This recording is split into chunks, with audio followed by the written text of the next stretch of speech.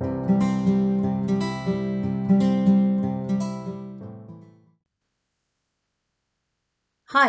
my name's Jay, and I am wanting to share with you today what I have been studying this week. It's as part of the Proctor Institute that I am a part of and a consultant for. We do weekly or 2 weekly studies, depending on your preference, and this is one of the many articles that we get sent. It's on decision, and it's been written by Bob Proctor. I hope you enjoy. There is a single mental move you can make which, in a millisecond, will solve enormous problems for you.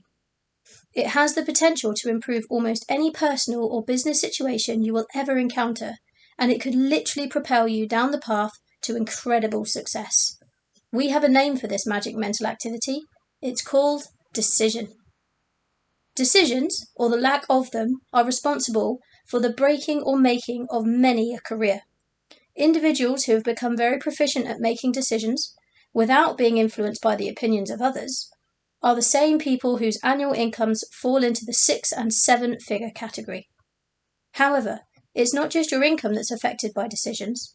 Your whole life is dominated by this power. The health of your mind and body, the well-being of your family, your social life, the type of relationships you develop, all are dependent upon your abilities to make sound decisions. You would think anything as important as decision-making, when it has such far-reaching power, would be taught in every school. But it's not. To compound the problem, not only is decision-making missing from the curriculum of our educational institutions, up until recently, it's also been absent from most of the corporate training and human resource programs available. So how is a person expected to develop this mental ability? Quite simply, you must do it on your own. However, it is important to understand that it is not difficult to learn how to make a wise decision. Armed with the proper information and by subjecting yourself to certain disciplines, you can become a very effective decision maker. You can virtually eliminate conflict and confusion in your life by becoming proficient at making decisions. Decision making brings order to your mind. And of course, this order is then reflected in your objective world, your results. The person who fails to develop their ability to make decisions is doomed, because indecision sets up internal conflicts that can, without warning, escalate into all-out mental and emotional wars. Psychiatrists have a name to describe these internal wars. It's ambivalence. The Oxford Dictionary tells us that ambivalence is the coexistence in one person of opposite feelings toward the same objective. You do not require a doctorate degree in psychiatry to understand that you are going to have difficulty in your life by permitting your mind to remain in an ambivalent state for any period of time. The person who does not permit it to exist will become very despondent and virtually incapable of any type of productive activity. It's obvious that anyone who finds himself in such a mental state is not living. At best, they are merely existing. A decision or a series of decisions would change everything. A very basic law of the universe is create or disintegrate. Indecision causes disintegration. How often have you heard a person say, "I don't know what to do"? How often have you heard yourself say, "What should I do"? Think about some of the indecisive feelings you and virtually everyone on this planet experience from time to time. Love them, leave them, quit, stay, do it, don't do it, buy it, don't buy it, say it, don't say it, tell them, don't tell them. Everyone, on occasion, has experienced these feelings of ambivalence. I know I have. If it happens to you frequently, decide right now to stop it. The cause of ambivalence is indecision, but we must keep in mind that the truth is not always in the appearance of things. Indecision is a cause of ambivalence. However, it is a secondary cause. It is not the primary cause. It is clear from decades of studying the behaviour of people who have become very proficient at making decisions that they all have one thing in common. They have a very strong self-image, a high degree of self-esteem. They may be as different as night is to day, and numerous other respects, but they certainly possess confidence. Low self-esteem, or a lack of confidence, is the real culprit here. Decision makers are not afraid of making an error. If and when they make an error in their decision, or fail at something, they have the ability to shrug it off. They learn from the experience, but they will never submit to the failure. Every decision maker was either fortunate enough to have been raised in an environment where decision making was a part of their upbringing, or they developed the ability themselves at a later date. They are aware of something that everyone who hopes to live a full life must understand. Decision making is something you cannot avoid. This is the cardinal principle of decision making. Decide right where you are with whatever you've got. You don't know what you don't know. This is precisely why most people never master this important aspect of life. They permit their resources to dictate if and when a decision will or can be made. When John Kennedy asked Werner von Braun what it would take to build a rocket that would carry a man to the moon and return him safely to Earth, his answer was simple and direct: the will to do it. President Kennedy never asked if it was possible. He never asked if they could afford it, or if any one of 1,000 other questions, all of which would have, at that time, been valid questions. President Kennedy made a decision. He decided he would put a man on the moon and return him safely to Earth before the end of that decade. The fact that it had never been done before in all the hundreds of thousands of years of human history was not even a consideration. He decided where he was with what he wanted and what he had. The objective was accomplished in his mind the second he made the decision. It was only a matter of time, which is governed by natural law, before the goal was manifested in form for the whole world to see. Once you make the decision, you will find all the people, resources, and ideas that you need every time. If that is the only benefit you receive from this particular message on decision making, burn it into your mind. It will change your life. Whether you want to or not is the only consideration. Whatever you need to achieve your goal, you will attract once you've made the decision. There are any number of people who will say it's absurd. You can't just decide to do something if you do not have the necessary resources, and that's fine if that's the way they choose to think. We see that as a very limiting way of thinking. In truth, it probably is not thinking at all. It's very likely an opinion being expressed that was inherited from another older member of their family who did not think either. Thinking is very important.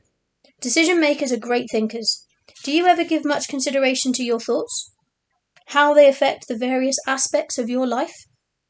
Although this should be one of our most serious considerations, for many people it's not. There is a very small select few who make any attempt to control or govern their thoughts. Anyone who's made a study of the great thinkers, the great decision makers, the achievers of history, will know that they very rarely agreed on anything when it came to the study of human life. However, there was one point on which they were in complete and unanimous agreement, and that was, we become what we think about. What do you think about? We all must realize that our thoughts ultimately control every decision we make. You are the sum total of your thoughts. By taking charge this very minute, you can guarantee yourself a good day. Refuse to let unhappy, negative people or circumstances affect you. It's a choice. The greatest stumbling block you will encounter when making important decisions in your life is circumstance. We let circumstance get us off the hook when we should be giving it everything we've got. More dreams are shattered than goals lost because of circumstance than any other single factor. How often have you caught yourself saying, I would like to do that, or have this, but I can't, because? Whatever follows because is the circumstance.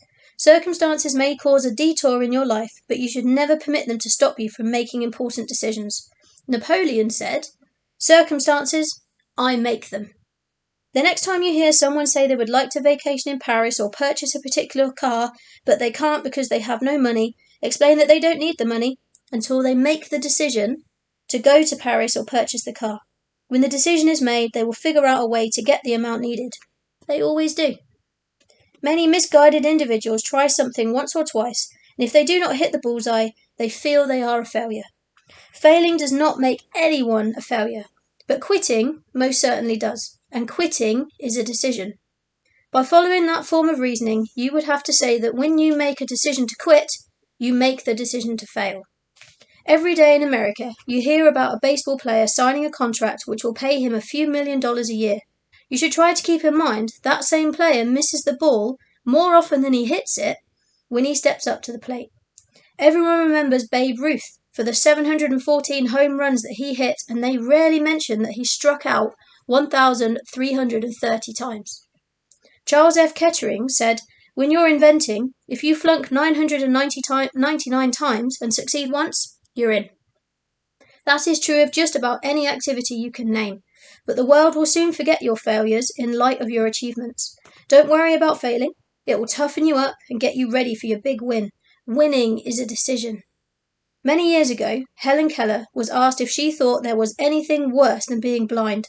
She quickly replied that there was something much worse. She said, "The most pathetic person in the world is the person who has their sight but no vision."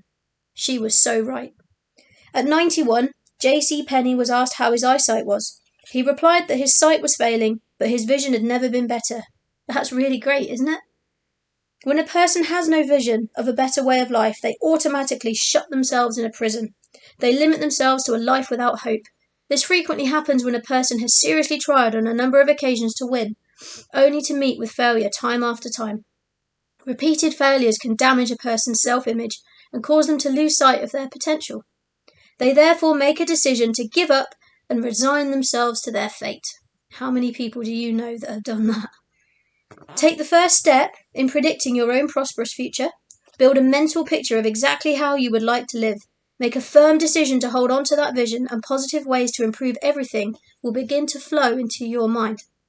Many people get a beautiful vision of how they would like to live, but because they cannot see how they're going to make it all happen, they let the vision go. If they knew how they were going to get it or do it, they would have a plan, not a vision. There is no inspiration in a plan, but there sure is in a vision. When you get the vision, freeze frame it with a decision and don't worry about how you will do it or where the resources will come from. Charge your decision with enthusiasm. That is important. Refuse to worry about how it will happen. The next section's on advanced decision making. We make advanced bookings when we fly somewhere. That is quite common. We make advanced reservations to eliminate any confusion or problems when the time arrives for the journey. We do the same with renting a car, for the same reason. Think of the problems you will eliminate by making many of the decisions you must make well in advance. Here's an excellent example. Take a person that's on a diet to release weight.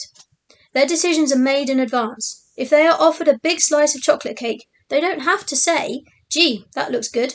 I wonder if I should." The decision is made in advance, and when well tempered with discipline, will lead to the desired results. Do not participate in discussions of why something cannot be done. The only compensation you will ever receive for participating in or giving energy to that type of discussion is something that you do not want. It is amazing to see the number of seemingly intelligent people who persist in dragging you into these negative brainstorming sessions. In one breath, these people tell you they seriously want to accomplish a particular objective, and in the next breath, they begin talking about why they can't. Think of how much more of life they would enjoy by making a decision that they will no longer participate in that kind of negative energy. The humanistic psychologist Dr. Abraham Maslow, who devoted his life to studying self-actualized people, stated very clearly that we should follow our inner guide and not be swayed by the opinion of others or outside circumstances. Maslow's research showed that the decision makers in life had a number of things in common. Most importantly, they did work they felt was worthwhile and important. They found work a pleasure, and there was little distinction between work and play.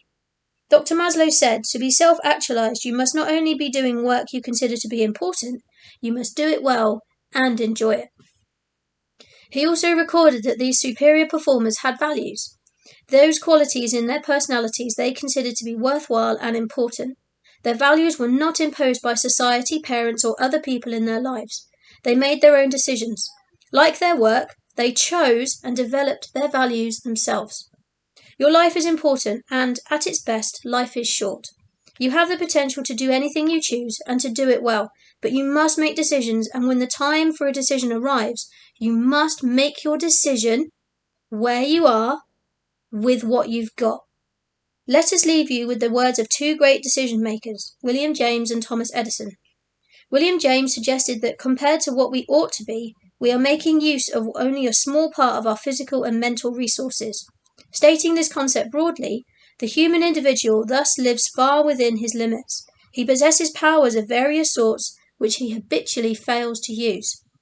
Years later, Thomas Edison said, "If we all did the things we are capable of doing, we would literally astound ourselves." By making a simple decision, the greatest minds of the past are available to you. You can learn how to turn your wildest dreams into reality. Put this valuable information to use and recognize the greatness which exists within you. You have limitless resources of potential and ability waiting to be developed. Start today. There's never any time better than the present, right now. Be all that you are capable of being.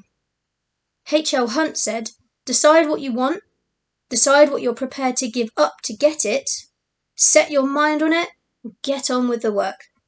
And Thomas Carlyle was quoted as saying, "Go as far as you can see. When you get there, you will see how you can go further."